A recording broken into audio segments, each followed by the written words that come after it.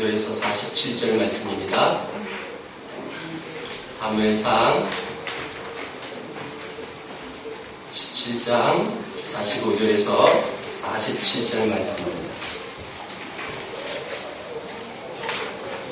세 개의 구절인데요. 한 목소리로 다 같이 한 목소리를 봉독하겠습니다. 사무엘상 17장 45절에서 47절 시작. 다윗이 블레셋 사람에게 이르되 너는 칼과 창과 단창으로 내게 나아오거니와 나는 만군의 여호와의 이름 곧 네가 모욕하는 이스라엘 군대의 하나님의 이름으로 내게 나아가노라. 오늘 여호와께서 너를 내 손에 넘기시니 내가 너를 쳐서 내 목을 베고 블레셋 군대의 시체를 오늘 공중의 새와 땅의 들짐승에게 주어 온 땅으로 이스라엘의 하나님이 계신 줄을 알게 하겠고 또 여호와의 구원하심이 칼과 창에 있지 아니함을 이 우리에게 알게 하리라. 전쟁은 여호와께 속한 것인즉 그가 너희를 우리 손에 넘기시리라. 아멘. 오후 예배에 여전히 또 유영석 목사님 모셔서 하나님의 구원하심이라는 제목으로 말씀드릴 때 오전에 그랬듯이 크고 놀라는 은혜가 여러분들 가슴속에 넘쳐나기를 축복합니다. 모시겠습니다. 박수로 모십니다.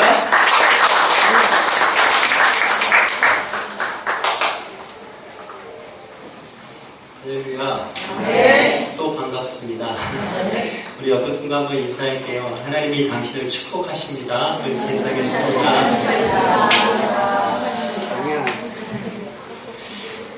예, 저는 무슨 말씀을 중심으로 하나님의 구원이라는 제목으로 이 젊은 예배를 좀 나누려고 합니다. 여러분 제가 아까 오전에 주일예배 설교하면서 그리고 공로의식, 보상의식보다 더 중요한 건 하나님의 은혜의식이 있을 때 변제되지 않는다 이렇게 얘기를 했습니다. 교회 다니면서 신앙생활 하면서 우리가 제일 많이 하는 말이 뭐냐면 은혜야 은혜. 하나님의 은혜야 은혜. 은혜의식을 가져야 됩니다. 은혜 얘기 많이 해요. 근데 우리는 종종 그 은혜라는 단어를 사용할 때 이럴 때 많이 사용합니다. 분란이 있고 어려움이 있고 서로 분쟁이 있을 때 아유 은혜로 해. 뭐 은혜로 넘어가. 자꾸 은혜로 해. 이렇게 얘기해요. 제가 오전에 드렸던 이야기는 은혜의식이라는 건 문제를 덮기 위한 방편으로서의 은혜의식을 얘기하는 게 아닙니다. 여러분들 정말 우리에게 하나님의 은혜가 있을 땐 은혜에 합당한 열매가 있습니다. 은혜라는 건 하나님이 우리에게 거저주시는 선물입니다. 아멘? 그러면 하나님이 주시는 선물을 받은 하나님의 사람들을 통해서 은혜를 받은 사람들을 통해서 당연히 나타나는 것은 무엇일까요? 하나님이 주시는 기적과 능력과 구원인 줄로 믿습니다. 고린도후서 6장 1절에 보니까 이런 말씀이 있습니다. 하나님과 함께 일하는 자로서 너희를 권하노니 하나님의 은혜를 헛되이 받지 말라. 은혜는 정말 중요한 것인데 교회가 성도가 은혜를 중요하게 여기지만 그 중요하게 여기는 그 은혜를 또 하나 우리가 가지고 있는 덫 중에 하나가 무엇인가 하면 우리가 헛되게 은혜를 받을 수 있다는 거예요. 세상 사람들은 은혜를 헛되게 받는 법이 없습니다. 은혜를 모르기 때문에. 근데 하나님 안에 있는 교회 안에 있는 저와 여러분들과 같은 그런 사람들은 하나님의 은혜를 입으로 이야기하면서 그 은혜를 사모하면서도 헛된 은혜를 받을 수 있다는 것이죠. 그럼 헛된 은혜가 무엇일까요? 여기서 헛되다라는 단어가요. 그 헬라어로 원어로 보니까 케노스라는 단어를 쓰더라고요. 이 헛되다라는 단어. 하나님께 우리가 하나님과 함께 일하는 자는 제일 중요한 게 뭐냐면 능력이 아니에요. 실력이 아니에요. 은혜예요. 은혜 받으셔야 돼요. 은혜가 부족한 것 같습니다. 제가 오늘 점심 먹으면서 너무 밥이 맛있어서 그 은혜 많이 받았는데 우리 옆 사람과 한번 인사하겠습니다. 은혜는 참 중요합니다. 한번 이렇게 인사하겠습니다. 교회 와서 은혜 받고 가셔야 돼요. 그리고 오후 예배니까 저거 얼마나 할까요? 그때 목사님이 마음대로 하라고 그러셔갖고 지금 마음대로 하려고 그래요. 그래서 시간을 감사합니다. 어떤 목사님께서요, 그 노총각이신데 저기를 했대요. 결혼을 못하시고 교회를 개척하셨답니다. 전도하시잖아요. 그래서 하나님께 기도를 했대요. 교회가 하도 부흥이 안 돼가지고 안 되는 원인이 뭘까를 생각해보니까 목사님이 아직 미혼이신 거, 그리고 전도사를 직분을 갖고 있는 거, 그리고 이게 좀 자꾸 마음에 걸리시더라는 거예요. 그래서 개척교회 하는데 저도 전도사로 교회 개척해봤는데요. 교회 왔다가 목사님이 예배 끝나고 이렇게 축도 안 해주시니까 교회 안 나오시는 분들 계시더라고요. 그리고 성찬할 때 이렇게 성찬을 안 하니까 또 침례, 하여튼 뭐 이런 거 안 하니까는 전도사 직분으로 할 수 없는 그러니까 그런 목사로서만 할 수 있는 직분들이 있지 않습니까? 그걸 안 하니까 모르는 분들 많이 계시더라고요. 그러다 보니까 이 목사님도 그랬던 거, 전도사님이 그랬던 것 같아요. 하나님, 제가 교회가 부흥했으면 좋겠습니다. 기도를 했대요. 그래서 제가 결혼할 수 있게 해주시고, 그리고 교회도 부흥하게 하시고, 하나님 저에게 뭐 여러 가지 이렇게 필요한 것들을 주세요. 이렇게 기도를 했는데, 하나님의 마음 가운데 딱 건드시기를, 네가 정말 교회가 부흥 안 되는 게 결혼 못해서 그런 거 아니? 전도사기 때문에 그러니? 이렇게 묻는 마음에 도전이 있더라는 겁니다. 그래서, 그럼 하나님 그게 아닌가요? 그랬더니, 너에게 정말 필요한 게 뭔가 한번 곰곰이 기도해보려고 이런 마음을 주셔서 이분이 기도하다 보니까 은혜가 가장 중요하구나 그렇게 마음에 하나님의 감동이 오셔서 그때부터 기도했는데 하나님 은혜를 주세요. 은혜를 주세요. 그리고 입에 계속 달고 살기를 하나님 은혜 주세요. 은혜 주세요. 그리고 또 이렇게 생각할 때마다 하나님 은혜 주세요. 오 은혜를 주세요. 하나님 은혜를 좀 주십시오. 저희 교회를 위해서 하나님 은혜를 주십시오. 이렇게 기도를 했는데 그 기도 6개월 들었는데 오은혜 사모님을 만나서 결혼을 하시는 거예요. 은혜는 그렇게 중요한 거예요. 우리 노총각분들 하나님의 은혜를 사모하십시오. 혹시 계시면 참 은혜가 중요해요. 근데 그 은혜를 그렇게 우리가 중요한데 은혜가 헛될 수 있다는 것입니다. 은혜의 헛되다는 단어 캐노스는 세 가지의 의미를 있는데 첫 번째는요. 열매가 없는 것을 두고 이야기할 때 헛되다라고 얘기합니다. 은혜를 받았는데 은혜에 합당한 열매가 없어요. 그건 헛되게 받은 거예요. 감정일 뿐이에요. 은혜는 하나님의 선물인데 하나님의 선물을 받은 우리에겐 분명히 하나님께로부터 온 열매가 있다는 것입니다. 사도 바울은 갈라디아서 말씀에 이것을 성령의 열매와 육체의 열매 이 두 가지로 나누어서 이야기를 하는데 은혜 받은 사람들은 은혜에 합당한 성령의 열매를 맺게 되는 줄로 믿습니다. 성령의 9가지 열매 아시죠? 사랑과 희락과 화평과 쭉 하면은 이 9가지를 우리가 열거할 수 있지 않습니까? 여러분들 마음 어떠세요? 교회 오셔서 은혜 받았다라고 얘기를 하는데 성령의 열매를 맺고 계십니까? 아니면 육신의 열매를 맺고 계십니까? 은혜가 헛될 수 있다는 것이죠. 두 번째로 이 헛되다라는 캐노스의 의미는요 거짓된 것을 두고 있을 때 쓰는 말이 바로 이 헛되다라는 표현입니다. 이 캐노스라는 단어입니다. 거짓이 무엇인가? 여러분들 사탄은 거짓의 압이다라고 이렇게 얘기합니다. 맞죠? 여러분들 세상 나가서 사기쳐서 성공하려고 한다면요 여러분들 절대 성공 못하세요. 하나님의 축복을 구하면서 거짓말을 하려고 한다? 여러분들 절대 성공 못합니다. 왜냐하면 사탄이 거짓의 압이기 때문에 여러분들 사탄을 절대 못 이깁니다. 거짓의 원조가 사탄입니다. 근데 우리는 여기서 기억해야 될 것이 한 가지 있는데 거짓되다라는 이 표현을 이야기할 때 솔직하지 않은 것을 우리가 거짓되다라고 우리가 종종 이해할 때가 있어요. 제가 못생겼죠? 이게 거짓말이잖아요. 저 목사님 거짓말 하시네? 이렇게 얘기를 한단 말이에요. 근데 그게 아니에요. 거짓되다라는 것은 사실과 다르게 얘기하는 걸 거짓이라고 이야기하지 않고요. 성경이 말하는 이 거짓이라는 것은 무엇인가 하면요. 하나님의 말씀에서 벗어난 걸 거짓이라고 얘기를 해요. 즉 요한복음 10장 10절을 보니까 사탄은 거짓의 압인데 말할 때마다 다 자기 것으로 이야기를 한답니다. 그러니까 내 중심적으로 얘기하는 건 다 거짓말이에요. 내가 수고를 많이 했고 내가 뭘 했고 내가 뭐 그러니까 다 내 중심적. 내가 보니까 당신은 잘 될 것 같아. 거짓말이에요. 내가 보니까 너는 이것만 고치면 돼. 거짓말이에요. 그러니까 우리가 철저하게 내중심적으로 보는 것, 이거 거짓되다라는 거예요. 하나님의 중심으로 보는 것, 그게 정직입니다. 은혜를 받으면 하나님의 눈으로 보기 시작합니다. 여러분들이 세계를 품을 수 있는 건 이 거짓을 내려놓고 하나님의 그 시선을 가질 때만이 여러분들 거짓에서 벗어날 수 있어요. 그럼 우리 한번 옆에 분에게 한번 이렇게 인사를 해야 되겠죠. 우리 솔직하게 이야기합시다. 당신은 세상에서 가장 귀한 분이십니다. 뭐 이렇게 인사해 주세요. 이 정직을 이야기를 하는데 이게 굉장히 힘들어하십니다. 네. 왜요? 하나님께서 그러셨어요. 스바냐 말씀에 보면 내가 너로 인하여 기쁨을 이기지 못하겠다 이렇게 얘기하시거든요. 근데 여러분들 우리 보면서 그런 감동이 있으십니까? 거울 보면서 하나님이 정말 나를 보면서 너무 좋아서 몸소리치게 현서가 내가 너 보니까 너무 좋아. 그렇게 하나님이 날 보시겠지? 이런 마음이 있으세요? 아니면 아이고 오늘도 또 하나님 앞에 내가 이겼구나 이런 마음이 있으세요? 여러분들 은혜를 받으면요 하나님이 나를 얼마나 귀하게 여기시는지 내 자존감이 회복되어진다는 것입니다. 할렐루야. 세 번째 헛되다라는 표현은요 목적이 없는 것을 두고 이야기를 하는 것을 헛되다라고 얘기합니다. 은혜를 받으면 우리의 인생의 목적은 분명해집니다. 어떻게 분명해질까요? 하나님을 위해서 우리의 생명을 드릴 준비를 합니다. 은혜 받는 사람들은 인생의 목적이 뚜렷해요. 절대 시간 허비하지 않습니다. 절대 막 살지 않습니다. 감정이 가는 대로 시간이 되는 대로 생각이 움직이는 대로 그렇게 살지 않아요. 분명한 비전과 분명한 목적을 가지고 살아갑니다. 여러분들 예수님은 이 땅에 계실 때 비전이 세 가지가 있었답니다. 지금은 고인이 되신 하용조 목사님, 저 온누리교회를 담당하시던 목사님이셨죠. 그분이 저술한 책이 사도행전을 꿈꾼다라는 책이 있는데요. 그 책에 보니까 예수님이 이 땅에 살아계시는 동안 세 가지의 비전이 있었대요. 첫 번째 비전이 무엇인가 하면요.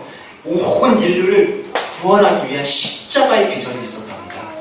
그게 예수님의 비전이었대요. 이 땅에 사는 동안의 비전. 온 인류를 구원하기 위해서 당신이 십자가 지시기 위한 비전.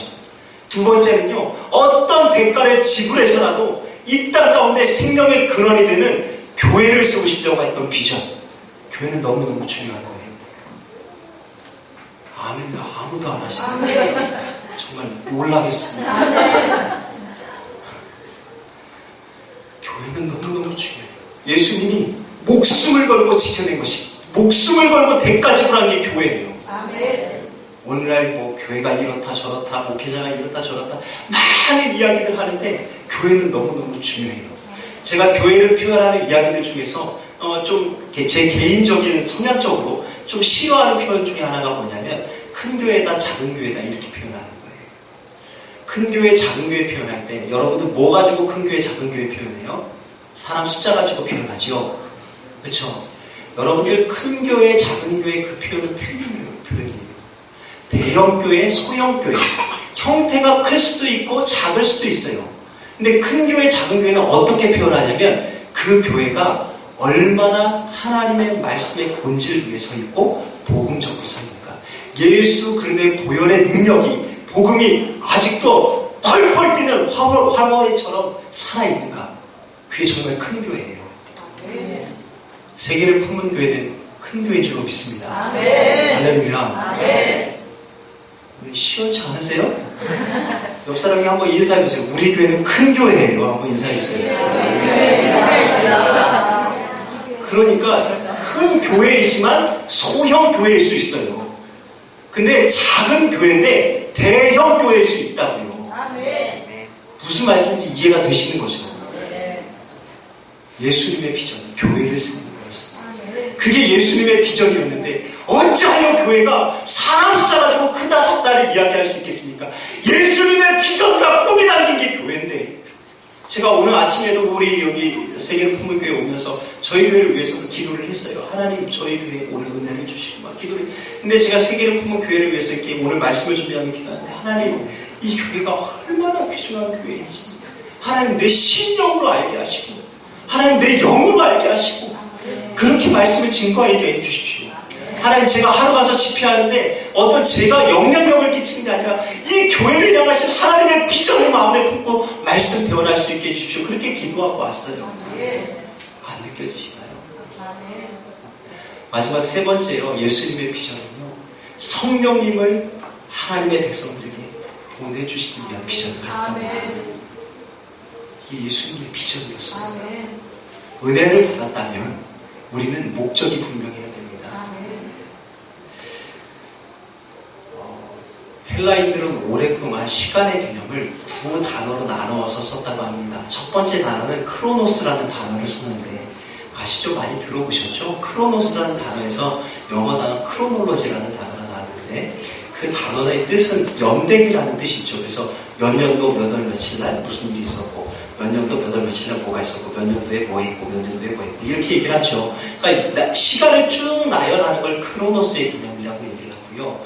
또 하나의 단어의 시간의 개념은 우리가 카이로스라고 이야기를 하는데, 이 카이로스라는 단어는요, 그 그리스 신화에 나오는 그 신의 이름이라고 얘기를 합니다. 근데 그 신이 누구냐면 기회의 신이랍니다. 그래서 지금도 현재 토리노, 이탈리아에 있는 토리노 박물관에 가면 이 카이로스라는 기회의 신의 이렇게 형상이 있는데 모양이 얼마나 우스운지, 이렇게 사람 머리가 있는데 앞에는 머리가 이렇게 많고요, 뒤에는 이렇게 머리가 없답니다. 왜 그런가 하니까 기회는 앞에 있을 때만 잡을 수 있기 때문에 그 기회가 그래서 앞에 있다는 것을 그렇게 카이로스라는 그런 신의 얘기를 합니다. 근데 사도 바울은 이 카이로스라는 개념을 어떻게 사용하고 있는가 하니까 하나님이 만들어 가시는 때, 하나님의 사건이 일어나는 때, 하나님의 때를 표현할 때 카이로스라는 단어를 씁니다. 예를 들어서 얘기하면 로마서 3장 26절에 곧 이때 자기의 의로우심을 나타내사 자기도 의로우시며 또한 예수 믿는 자를 의롭다 하려 하심이라, 이렇게 얘기합니다. 이 이야기가 무엇인가 하면 하나님께서 가장 정확한 때에 온 인류를 구원하시기 위해서 인류의 역사 속에서 하나님의 그 카이로스라는 그 때에 예수님을 보내주셨다. 가장 완벽한 그때. 그러면 여러분들 우리가 이 시간의 개념으로 우리가 볼 때 크로노스라는 시간의 개념 속에서 이건 내가 살고 있는 개념이에요. 그러면 카이로스라는 하나님의 사건이 일어나려면 크로노스의 시간과 카이로스의 시간에는 이건 어떻게 할 수 없이 이 시간의 갭이 있습니다. 필연적으로 우리에게 필요한 게 무엇인가? 내 삶 속에서 하나님의 사건이 일어나기까지 우리에게 인내라는 시간이 필요하다는 것입니다. 신앙에서 그래서 가장 중요한 것 중에 하나가 무엇인가? 하나님의 구원을 맛보기 위해서 하나님이 우리에게 단련하신 것 중에 하나가 무엇인가 하면 인내라는 것. 여러분들 예수님이 분명히 재림하십니다. 예수님 다시 오십니다. 예수님 분명히 오십니다. 이 땅을 심판하시려고 오실 뿐만이 아니라 하나님의 백성들을 구원하기 위해서 예수님 분명 오십니다. 그러면 오시는 그때까지 우리는 필연적으로 인내를 해야 되겠죠. 신앙의 인내가 필요한 거예요. 그리고 내 개인적인 하나님의 구원의 역사 속에서도 내 삶의 기도의 제목 가운데 하나님의 응답의 사건이 일어날 때까지는 반드시 필연적으로 인내가 필요합니다. 그래서 여러분들 믿음이라는 것은요, 믿음의 가장 성숙한 단계는 인내입니다. 어떤 목사님께서 교회를 이렇게 이전을 하시려고 하는데, 이전을 하려다 보니까 이렇게 새로 성전 이렇게 가는 그곳에 이렇게 사인을 하러 가려고 그 교회 건축부장 이제 장로님하고 같이 가셨답니다. 이렇게 가는데 버스를 타고 이렇게 같이 가시다가 보니까 그 인감도장을 가져가서 이렇게 서류 작성을 했는데 인감도장을 목사님이 깜빡이 입고 오신 거예요. 그래서 버스를 타고 가다 말고 생각이 나가지고 장로님께 그랬답니다. 장로님, 제가 인감도장을 안 갖고 왔는데 여기서 잠깐만 기다려주세요. 제가 집에 가서 도장을 빨리 갖고 오겠습니다. 이렇게 해서 도장을 가지러 목사님이 집에 가신 거예요. 근데 집에 들어가시는 길에 교회 어떤 집사님한테 전화가 와가지고 전화를 받으면서 한참 통화를 하셨다는 거예요. 교회 중요한 일들을. 그리고 통화를 하시면서 소파에 앉아서 한참 얘기를 하는데 피곤하고 힘드니까 이렇게 넥타이도 풀으시고 와이셔츠 가지고 이렇게 풀으시고 전화를 한참 받고 끊으셨다는 거죠. 끊고 난 다음에 생각을 해보니까 내가 집에 왜 왔지? 잊어버린 거예요. 도장 가지고 온 거를. 그래서 내가 왜 왔지? 이러고 있다가 한참 몇 시간에 거기에 이렇게 성경도 보고 한 4-5시간에 이렇게 볼일을 보신 거예요. 책도 보고. 그러다가 번뜩 맞다, 장로님. 그때 생각이 난 거예요. 장로님이 거기서 날 기다리고 있다는. 그래서 당연히 뭐 장로님이 가셨겠지라는 생각이 들어서 인감도장을 들고 그래 가야 되니까 일단 그리고 가셨다는 거예요. 근데 가다가 버스를 타고 가다 이렇게 보니까 장로님이 거기 서서 기다리시더라는 거죠. 그래서 내려가고 장로님께 아니 장로님이 여튼 걸 여기서 이러고 계시면 어떡해요. 저한테 전화라도 하셔야죠. 이렇게 했다는 거예요. 근데 장로님이 뭐라고 그러셨냐면 목사님 오시겠다면서요. 기다리라고 하셨잖아요. 저는 목사님이 오실 걸 믿었기 때문에 여기서 기다리고 있었던 거예요. 예수님 분명히 오실 거예요. 네. 오신다면 여러분들 거룩한 신부로 준비되셔야 되죠. 요한계시록 2 여인을 표현을 하는데 마지막 때의 여인을 거룩한 신부와 음녀로 표현을 하고 있습니다. 거룩한 신부는 하나님 앞에 거룩하게 구별되어져서 오실 신랑 되신 예수님을 기다리며 등불을 준비하는 거룩한 교회와 성도를 이야기하는 것이고, 음녀들은 그거와 아무런 상관없이 세상과 동화되어서 세상 속에서 그냥 살아가는 사람들을 음녀라고 이렇게 이야기를 합니다. 우리는 거룩한 신부로 하나님께 부름받은 줄로 믿습니다. 그래서 여러분들, 거룩한 신부들은요, 제일 중요한 게 뭐냐면 순결을 지키는 거예요. 영적으로 순결하셔야 돼요. 할렐루야. 하나님의 구원을 맛보시려면 영적으로 순결하셔야 돼요. 여러분, 오늘날 우리의 교회가, 그리고 오늘날 우리의 성도들이 영적으로 순결이 회복되어야 될 줄 믿습니다. 여러분들, 그렇기 때문에 우리는 필연적으로 기다림을 가지면서 인내하면서 거룩함을 유지하는 게 우리에게 필요합니다. 거룩함을 유지해야 되는데, 이 유지하며 살아가면, 이 거룩함을 계속해서 유지하며 살아가는데 가장 중요한 것 중에 하나가 무엇인가 하면 복된 인생으로 살아가는 거예요.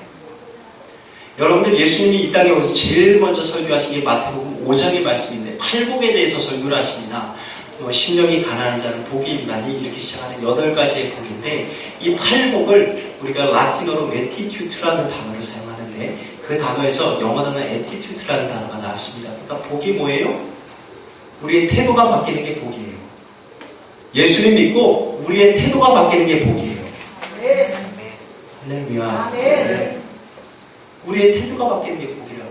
교회에 아무리 뭐 어려운 부분들이 있어도 우리가 우리의 태도를 복되게 바라보는 것, 이게 참 중요합니다. 우리는 항상 내 중심에서 얘기해요. 은혜를 받았다고 얘기하는데 거짓이 너무 많아요. 항상 내 중심적이에요. 그러다 보니까 하나님 좋았다 싫었다 막 이렇게 하지 않습니다. 우리의 삶 속에서 태도가 바뀌려면 제일 중요한 게 무엇인가? 우리의 표현이 달라져야 됩니다.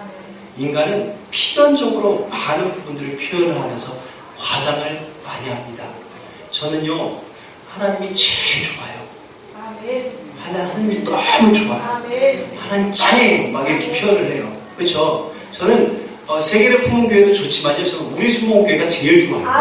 저는 제가 우리 강사님 오셔가지고 분위기 파악하십시오. 이러다가 이렇게 쫓겨나는 수가 있어요. 네, 저는 어디를 가도요, 저는 저희 교회가 제일 좋아요.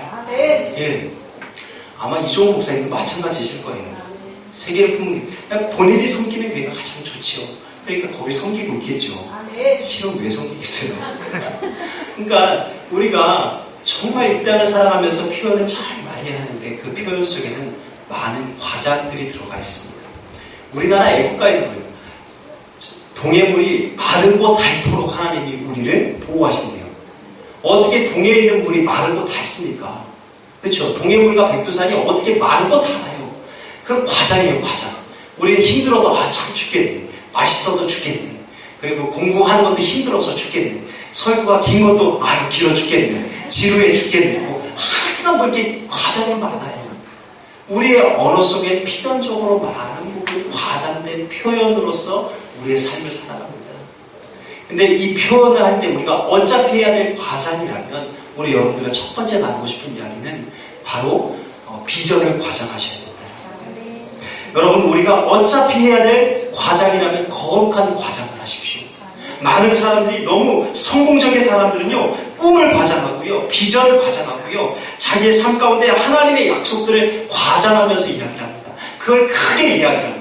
오늘 성경 본문에 보십시오. 다윗과 골리앗과의 전쟁, 우리는 너무너무 잘 알고 있지 않습니까? 근데 다윗이 어떻게 합니까? 하나님께서 아직 전쟁 치르지도 않았어요. 오늘날 너를 내 손에 붙여서 너를 하나님의 많은 사람들 앞에서 내가 너를 죽이고 승리하게 하여서 많은 사람들이 하나님의 하나님 되심을 알게 할 것이다. 과장하고 있잖아요. 싸워보기도 전에 다 과장하지 않습니까? 어떻게 다 죽여요?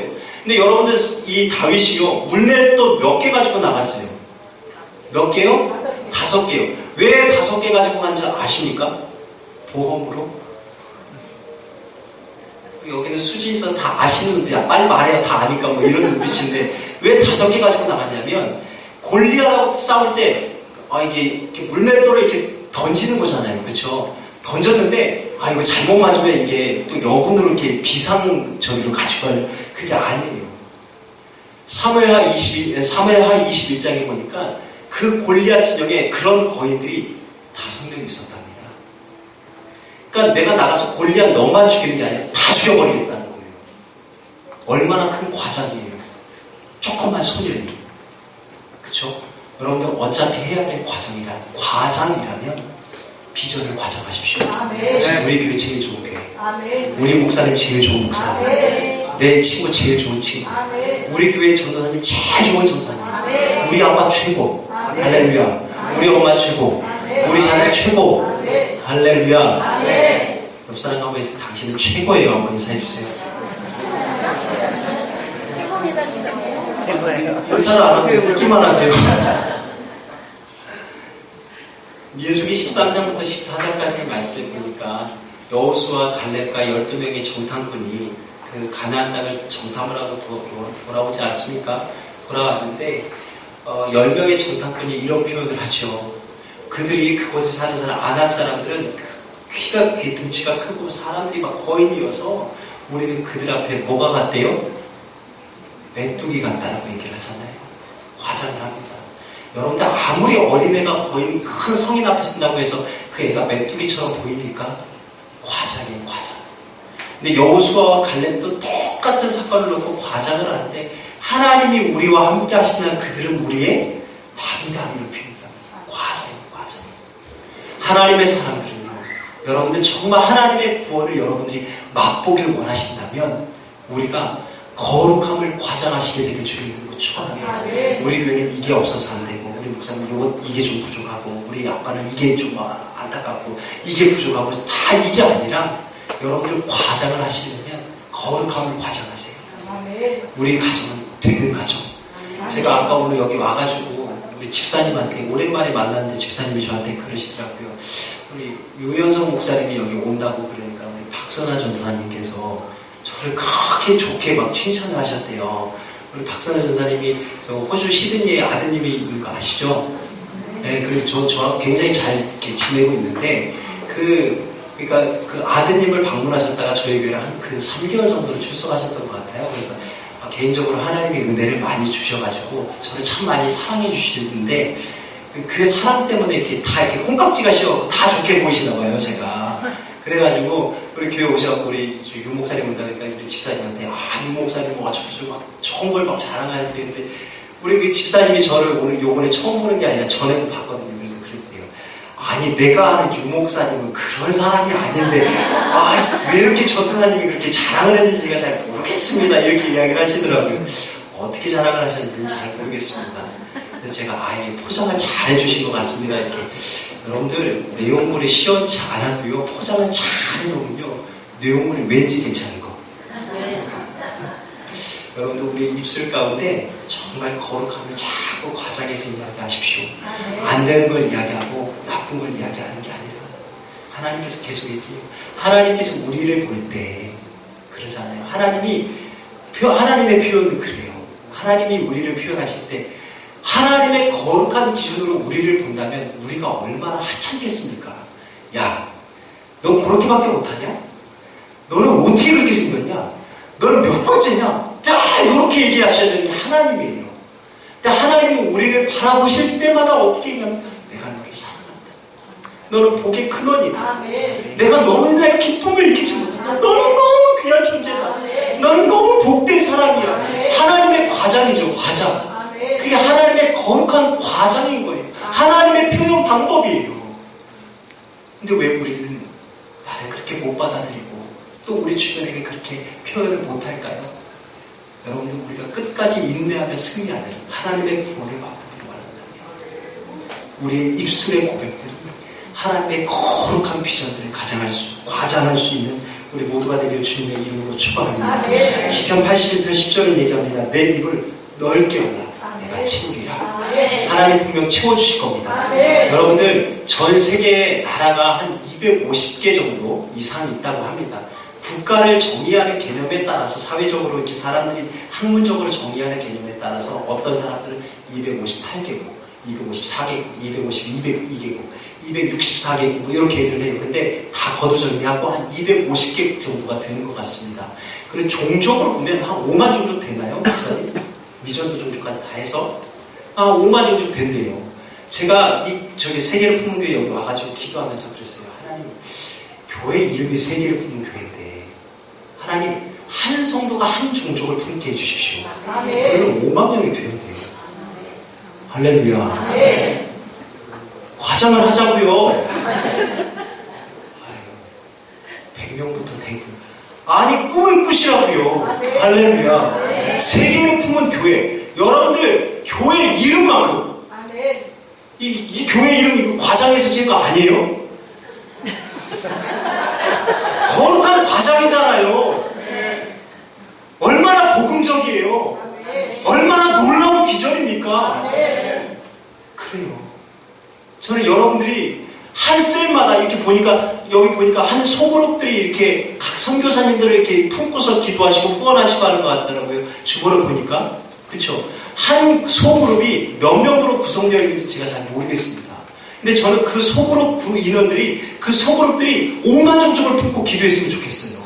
그러려면 하나님이 이 교회를 더 크게 부흥시키고 성장시켜야 될 줄로 믿습니다. 그때도 목사님 불러주시나요? 여러분들 대답이 필요한 게 아니에요. 하나님이 보내주셔야 돼요. 두 번째, 우리에게 정말 필요한 것. 두 번째는요, 원망하거나 푸념하지 마십시오. 거룩한 걸 과장할 뿐만이 아니라 우리의 마음 가운데 원망이나 푸념들이, 원망하는 마음들을 거두어내셔야 돼요. 원망하는 사람은 아무것도 할 수 없습니다.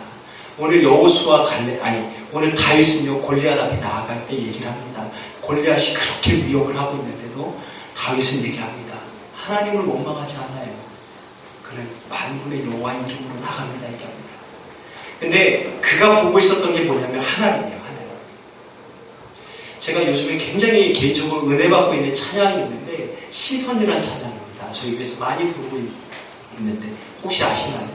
내게로부터 눈을 들어 주를 보기 시작할 때 주의 일을 보겠네. 내 작은 마음 돌이키사 하늘의 꿈꾸게 하는데 주를 보게. 모든 시선을 주님께 드리고 살아계신 하나님을 느낄 때 내 삶은 주의 역사가 되고 하나님이 일하기 시작하니 하나님을 바라봐야지 하나님이 일하기 시작하시는 것이죠. 아멘. 하나님을 바라보는 사람은 원망하거나 푸념하지 않습니다. 여러분들 오늘 여기 성경을 보니까 다윗이 뭐라고 고백을 하는가? 너는 칼과 창과 단창으로 온다는 거예요. 너는 실력으로 온다는 거예요. 세상은 우리에게 실력을 가지고 도전을 합니다. 실력을 증명하라고 이야기합니다. 근데 다윗은 뭐라고 얘기합니까? 네가 나에게 실력을 요구하는지 모르겠지만 이렇게 합니다. 나는 만군의 여호와의 이름으로 나간다. 신앙을 들고 나갑니다. 실력을 이길 수 있는 건 실력이 아니에요. 신앙이에요. 아멘. 여러분, 예수님이 이런 표현을 하셨습니다. 내가 너희를 세상에 보내는 것은 양을 이리에게로 보내는 것 같다. 여러분들, 양이 아무리 근육이 많아도 이리 이겨요? 예? 본능적으로 이기지 못해요. 양이 아무리 헬스를 해가지고 막 울고불고 막 이러고 막 이야 나는 미스터 양이야 막 이러면서 막 아무리 그래도요 일이 못 이겨요. 근데 예수님이 그 표현을 해요. 근데 여러분들 양된 우리가 세상에 나가서 자꾸 1위를 이기려고 호랑이로 변하려고 그래요. 여러분들 양이 세상에서 1위를 이기려면 어떻게 해야 돼요?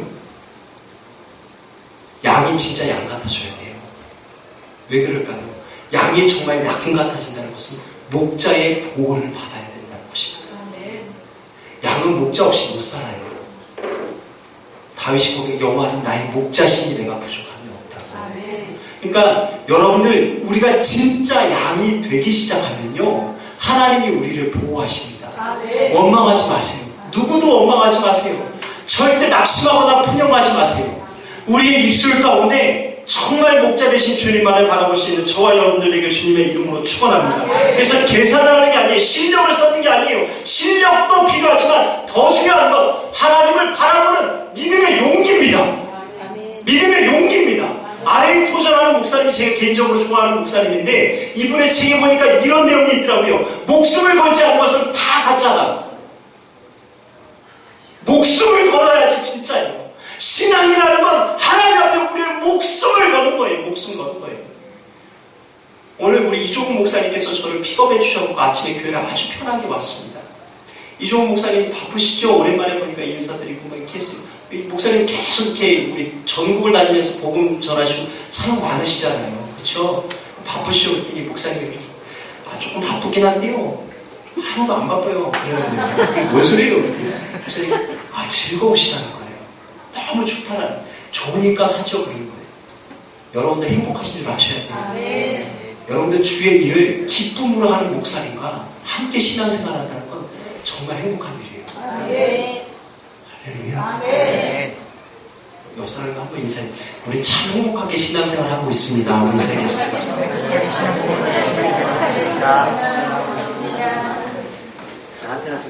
제가 오전에는 주의절교였기 때문에 그냥 성경대로만 한 거고요. 근데 지금 또 이렇게 부흥회잖아요. 또 시간도 한 목사님 마음껏 쓰라고 하셨잖아요. 네, 빨리 끝낼 거예요. 너무 긴장을 하시네요. 우리가 원망이나 불평하시면 안 됩니다. 원망하고 불평하면요 어려운 가운데 직면했을 때 인생의 골리앗은 언제든지 우리가 만나게 되는데 골리앗을 만났을 때 싸울 힘이 안 생기고 싸울 믿음이 안 생깁니다. 여호와의 이름으로 나가는 그 물맷도 5개 우리 못 듭니다. 하나님은 우리에게 그런 믿음 주셨고 능력을 주셨는데 못 든다는 거예요. 하나님 앞에 오직 그분만을 바라보는 그 믿음의 시선과 감사가 회복되길 주님의 이름으로 축원합니다. 제가 일전에 와서 이런 설교를 간증을 했기 때문에 오늘 해야 되나 말아야 되나 고민을 했는데 한 번 더 나누어도 무방할 것 같아요. 제가 알기로는 성도님들은 항상 아침마다 새롭고 늘 새롭게 말씀을 듣기 때문에 제가 어려서 아주 많이 아팠습니다. 그래서 선천성으로 심장병에 걸렸어요. 그래서 14살까지밖에 못 산다고 그렇게 의사들이 진단을 했습니다. 그래갖고 죽을 날만 기다리면서 그렇게 하루하루 살고 있었는데 제가 저희 부모님이 그 당시 섬기고 있었던 교회가 여의도 수목교회였습니다. 여의도 수목교회에서 1986년도로 기억이 되는데 40만 명, 그 당시에 40만 명이 되는 성도들에게 일주일 동안 본 신문들을 모아가지고 와라. 그러면 그 폐유지를 팔아가지고 남은 수익을 가지고 심장병 어린이를 돕겠다라는 이런 사역들을 조용히 목사님이 비전으로 선포하시고 그 일들을 해나가기 시작했습니다. 40만 명이나 되는 성도들이 와서 폐유지를 모아오니까 이 양이 어마어마했고 그걸 파니까 뭐 한 주에 막 몇 천만 원씩 이렇게 나갔던 것 같아요. 폐유지를 팔아서. 그래서 그 돈으로 아이들을 이렇게 심장병 수술을 시켜주는 그런 일들을 했습니다. 제가 굉장히 이렇게 고급스럽게 생겼지만 좀 어렵게 살았거든요. 그래서 저희 부모님이 저를 심장 수술을 해줄 수 있는 그런 상황이 아니었습니다. 그러다 보니까 죽을 날만 기다리고 있었는데 거기 신청을 해가지고 제가 뽑힌 거예요. 그래갖고 여의도 순복음교회에서 2번째로 뽑혀서 이제 심장 수술을 받게 되는 그런 은혜를 하나님이 주셨어요. 그래서 수술을 받게 되었습니다. 그때가 제 나이가 10살이었고요. 수술은 너무너무 잘 됐습니다. 근데 제가 그 수술을 받기 전에 그런 심장병 사업이 있기 전에 저희 어머님이 예수님을 믿게 된 동기가 뭐냐면 죽은 아들 예수님 믿으면 하나님께 나가면 치료받을 수 있다는 그 말 때문에 교회를 가신 거예요. 그래서 저희 어머님이 교회 가서 기도하셨거든요. 하나님 우리 아들 좀 살려주세요. 그랬는데 기도를 안 낫는 거예요. 그래서 목사님을 찾아갔습니다. 목사님 왜 기도하면 다 병이 낫는다는데 우리 애는 안 나을까요? 그랬더니 아줌마 기도를 조금만 더 해보세요. 그런 거예요. 그래서 또 기도를 했습니다. 근데 안 나은 거예요. 그래서 그럼 어떻게 해야 됩니까? 이 목사님이 뭐라고 가이드를 해주셨냐면 저 금식 기도를 하면 하나님이 고쳐주시니까 저기 오살리에 있는 금식 기도원에 가서 3일 동안 밥을 먹지 말고 금식하면서 기도해 보시라는 거예요. 그래서 저를 데리고 그때가 제 나이가 한 6살, 5살 뭐 이렇게 됐던 것 같은데 저를 데리고 기도원에 올라가셔갖고 금식 기도를 하셨습니다. 잘 먹어도 쓰러지는 애를 굶겨가면서 저희 어머님이 얼마나 순수하시고 얼마나 열정이 뜨거운지 목숨 걸고 예수 믿어야 돼 그러면서 목숨 걸고 기도하라고 해서 저는 금식 기도를 시켰습니다. 그리고 3일 동안 금식 기도를 하는데 참 많이 힘들었습니다. 그래서 저희가 마지막 날이 되는데 제가 저희 어머니한테 부탁을 했습니다. 엄마 나 밥 먹으면 안 돼. 이렇게 얘기했습니다. 그랬더니 저희 어머니가 안 된다는 거예요. 야 하나님 앞에 가서 기도하자. 그래갖고 기도원에 들어가고 한평 남짓다는 그 기도원에 들어가서 저를 붙들고 저희 어머니가 눈물로 기도 하나님 우리 애 좀 고쳐주세요. 그리고 저는 저희 어머니의 머리를 탁 들고 기도했어요. 안수하면서 엄마 밥 줘. 이러면서 기도했습니다. 하나님은 아들의 병을 위해서 저는 어머니에게 밥을 달라고 간청하며 기도를 했는데 누구의 기도가 더 간절했는지는 잘 알 수 없는데 기도를 했어요. 기도를 했는데 그리고 그날 밤 저녁에 이렇게 마지막 날 하나님이 항상 기적을 주시잖아요. 마지막 시간에 은혜를 주실 줄 믿습니다. 마지막 시간에 하나님께서 기적을 주시는데 그 마지막 3일 기도를 하는데 그 3일째 그 음식 기도를 하는데 기도하는 중에 하나님이 저에게 환상을 보여주시는 거예요. 똑같은 시간에 저희 어머니에게도 환상을 보여주시는 거예요. 자는 중에 꿈을 꾼 게 아니라 정말 기도 중에 하나님 환상을 딱 펼쳐 보여주시는데 어떤 환상을 보여주시는가 하면 제가 이렇게 침대에 이렇게 누워 있었는데 흰색 침대인데 어떤 흰색 가운 옷을 입은 어떤 아저씨가 발만 보여요. 머리는 얼굴은 안 보이는데 저를 어떤 문에다 이렇게 떴다 이렇게 3번을 보여주시는 거예요. 그리고 저희 어머니에게는 이런 우물물이 하나 있는데 그 우물물이 이렇게 십자형으로 이렇게 떠 있는데 어떤 분이 애를 하나 안겨주면서 저희 어머니한테 이 우물의 상단에 있는 오른쪽에 가서 씻기라고 이렇게 얘기를 해서 그 애가 씻기려고 보니까 그 우물물이 약간 이렇게 다 깨끗한데 거기만 약간 뭔가 있더라는 거예요. 약간 이렇게 다 깨끗한데 여기만 약간 저기 더러운 이물질이 있는 거기에다가 굳이 씻기라는 거예요. 그래서 물었대요. 여기요? 그랬더니 거기에서 씻기라고. 그래서 씻겼답니다. 씻기고 왔는데 그리고 이제 기도하는 중에 금식 3일 다 했죠. 기도하는 중에 환상 봤죠. 이제 다 나았다고 생각이 돼서 병원으로 갔습니다. 병원 딱 찍었더니 이게 안 나은 거예요. 그래갖고 낙심이 좀 됐습니다. 근데 이게 어떻게 된 건가 기도를 계속 하고 있었는데 그 심장 수술 어린이 대상에 뽑혀서 제가 수술을 10살에 받게 되었습니다. 수술을 받았는데 수술이 너무 잘 됐어요. 서울대학병원에서 수술을 했는데 너무 수술이 잘 돼가지고 회복실에서 일반 중환자실 일반 병동으로 갔는데 하루같이 걸리지 않게 일반 병동으로 갔습니다. 수술이 너무 잘 됐기 때문에. 그래서 수술하고 났는데 수술하고 난 다음에 회복하고 난 다음에 눈을 딱 떴는데 하룻밤 자고 일어났는데 제가 반신불수가 된 거예요.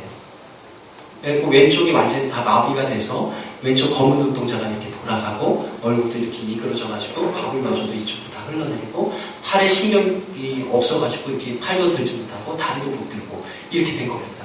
부모님이 가서 물었습니다. 애가 왜 이렇습니까? 그랬더니 이거는 수술하면 후유증으로 나타나는 현상인데 10,000명 중에 1명이 이러는데 이대로 평생 살아야 된다는 거예요. 그래서 이제 반신불수는 완전히 왼쪽 마비로 살아가야 되는 그런 형편이 된 거죠. 그때 저희 어머니가 막 의사를 붙들고 얘기합니다. 우리 애 좀 고쳐달라고. 제발 부탁이니까 고쳐달라고. 그랬더니 의사 선생님이 이건 의학적인 방법은 도저히 불가능하다고 이렇게 얘기합니다. 저희 어머니가 할 수 있는 건 하나였습니다. 하나님, 우리 애를 수술받게 하신 이도 하나님이시고 고치시는 이도 하나님이시고 믿습니다. 우리 애를 좀 고쳐주세요. 그렇게 기도를 하는데 목숨을 걸고 기도해요. 하나님, 우리 애가 이렇게 나았으면 좋겠습니다. 나는 이 모습 못 보겠습니다. 하나님, 오늘부터 제가 금식 기도를 하겠는데 하나님, 저는 이 애를 볼 수가 없으니까 그냥 금식하다가 죽겠습니다. 하나님, 고쳐주실 때까지 금식을 하겠습니다. 날짜를 정한 게 아니라 죽을 때까지 금식, 고쳐주실 때까지 금식을 하겠다. 그리고 금식이 들어왔습니다. 근데 참 놀라운 건 뭐냐면 하나님께서 저희 어머니의 그 금식기도 3일째 되는 날 자고 일어났는데 정상으로 돌아왔어요. 할렐루야. 그래서 그날부터 지금까지 정상이에요. 근데 아까 제가 보여드렸던 환상, 말씀드렸던 환상이요. 제가 신장 수술을 여기를 했는데요. 요즘은 의학이 발달돼서 레이저로 쉽게 하는데 저 때만 해도 초창기였기 때문에 한 15cm 되는 이 개복 수술을 했습니다. 이 수술하기 전에 동맥 수술을 2번을 해요.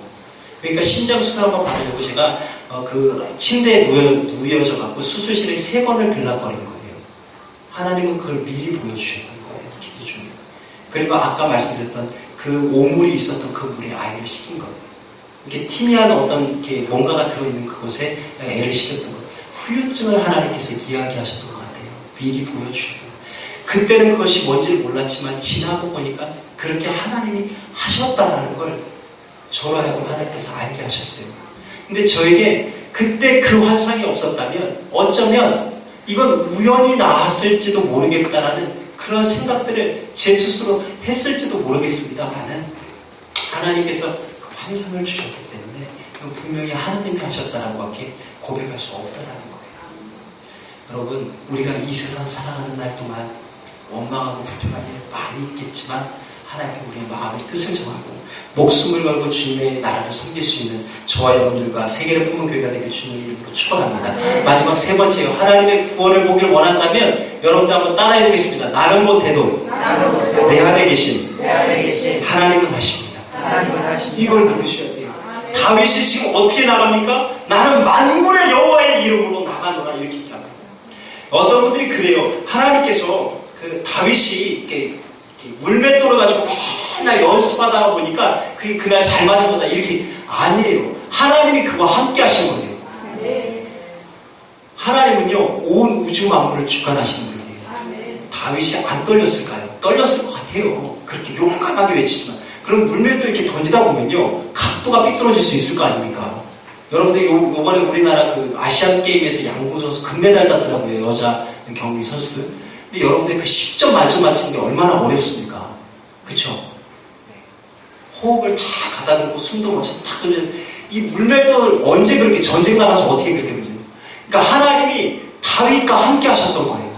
그러니까 다 골리앗이 여기 있었는데 만약에 실수로 다윗이 던지려고 이렇게 했는데 뒤로 날아갔잖아요. 하나님이 바람 불어갖고 여기 맞춰요. 그게 하나님이 함께 하시는 거예요.